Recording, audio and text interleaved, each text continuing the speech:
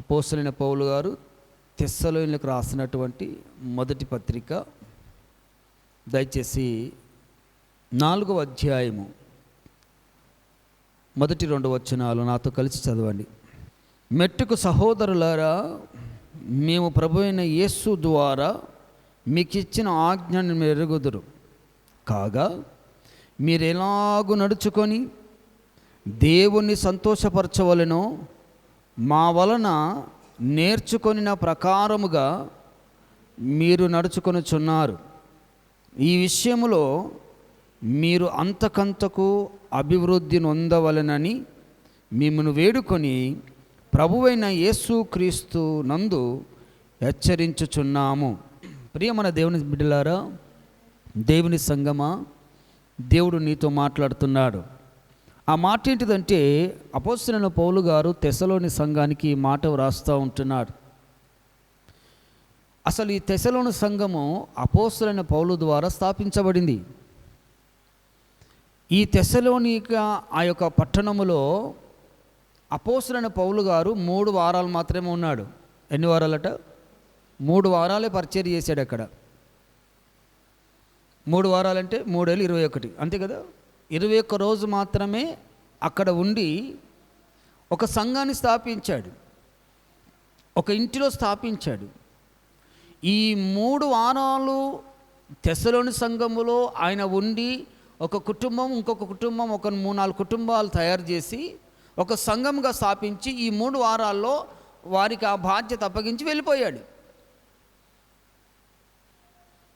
ఈ వెళ్ళిపోయబడిన తర్వాత ఇప్పుడు రక్షణ పొందుకున్నటువంటి వీరు, యేసుక్రీస్తు నమ్మినటువంటి వీరు, నిజమైనటువంటి రక్షణ అంగీకరించినటువంటి వీరు, ఈ సంఘము ఏం చేశారంటే, వారి వారి పనులు చేసుకుంటూ మానక ఇంటింట కూడుకొనుచు, ఒకరికొకరు బలపరచుకొనుచు, ఒకరికొకరు ప్రోత్సహించుకొనుచు, సేవకుడు 3 వారాలు మాత్రమే దేవుని బోధించి వెళ్ళిపోతే, ఈ తెస్సలోని సంఘము సంఘస్థులు, అక్కడ ఉన్నటువంటి పెద్దలు, నాయకులు, అక్కడ ఉన్నటువంటి ప్రతి ఒక్కరు కూడా బాధ్యతగా, భారముగా తీసుకొని పెద్ద సంఘముగా అది చేయగలిగినారు. గట్టిగా చెప్పాలి కూడా, మహిమ కలుగునుగాక.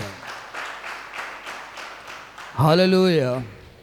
కాబట్టి నా ప్రేమను దేవుని పిల్లారా, అందుకు ఇంతకుముందు కూడా చెప్తున్నాను, ఇంతకుముందు కూడా మనం అనుకున్నాం, నీవు ప్రయాసపడితే ఒక వ్యవసాయం పని ఎట్లయితే నీకు అభివృద్ధి కలుగుతుందో, నువ్వు ప్రయాసపడితే నీ రాబడి ఎంత నీ జీవితంలోకి వస్తుందో, నువ్వు సంఘములో ఉన్న ప్రతి కుటుంబము కూడా, ప్రతి వ్యక్తి కూడా నువ్వు ప్రయాసపడితే అనేకులు కూడా మందిరానికి రాగలుగుతారు.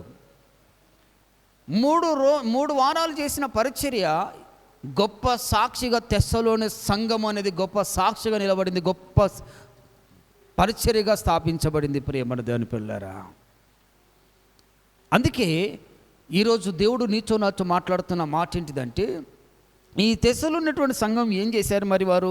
చూడండి, మంచి మాట, విలువైన శ్రేష్టమైన మాట రాయబడింది. ఆ మాట ఏంటిదంటే, వీరేం చేశారంటే ఒక 3 విషయాలు అక్కడ రాయబడినాయి. వీరు బోధకుని బోధ విన్నారు. బోధకుని బోధ విన్నారు. ఎన్ని రోజులు విన్నారు? ఎన్ని రోజులు విన్నారు ఈ వాక్యము? మీరు ఎన్ని రోజులు వింటున్నారు? మీరు ఎన్ని రోజులు వింటున్నారు? ఎన్ని సంవత్సరాలు వింటున్నారు? వీరు ఎన్ని రోజులు విన్నారు? 3 వారాలు. 3 వారాలు బోధకుని బోధ విన్న దాని ప్రకారము వారు నడిచారు. వాక్యము వింటాము, విన్నంత మాత్రం నీ జీవితంలో కార్యం జరగదు. వాక్యము వింటాం, ఎవరైనా వింటాము. రేపు ఆ రోడ్డు మీద పోయేవారు కూడా వింటారు వాక్యం. ఒకవేళ మైకి పెడితే నువ్వు లోపల వింటున్నావు, వారు బయట వింటున్నారు. ఇప్పుడు బయట దారుకుంటూ వెళ్ళేవారు వింటున్న వాక్యము అదే, నువ్వు లోపలికి వచ్చి వింటున్న వాక్యం అదే. కానీ నువ్వు విన్నంత మాత్రం నీ జీవితంలో ఏ కార్యమును చూడలేవు. నీవు విన్న దాని ప్రకారము ఏం చేసుకోవాలంట? నడవాలి. విన్న దాని ప్రకారము, బోధకుని బోధ విన్న దాని ప్రకారము నువ్వు నడవాలి. నువ్వు నడిచినప్పుడే ప్రేమన దేవుని పిల్లారా ఆ గొప్ప కార్యం ఏంటిదో నువ్వు చూస్తావు. నువ్వు నడిచినప్పుడే ఆ రుచి ఏంటిదో నువ్వు చూడగలుగుతావు. దేవునికి మహిమ కలుగునుగాక. దేవుణ్ణి సంతోషపరిచారు. ఎప్పుడైతే దేవుణ్ణి సంతోషపరచడము వీరు చేశారో,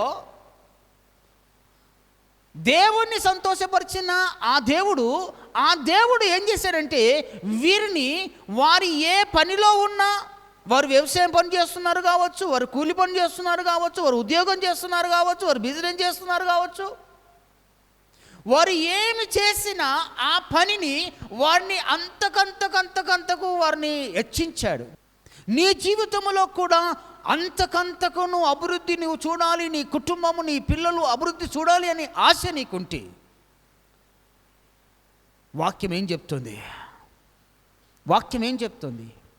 ఆ వాక్యము నువ్వు ఎలా నడుచుకోవాలి, ఎలా నడుచుకొని దేవుని సంతోషపరచాలి, అప్పుడు నీ జీవితము దేవుడు 100%గా నీ కుటుంబాన్ని నీ పిల్లలను దీవించి ఆశీర్వదిస్తాడు. దేవునికి మహిమ కలుగునుగాక. అందుకని పరిశుద్ధాత్మ దేవుడు ఏమని తెలియజేస్తున్నాడంటే, మీరు వినువారు మాత్రమై ఉండి మిమ్మల్ని మీరు మోసపోచుకోకూడదు. అంటే నువ్వు మోసపోతున్నావు.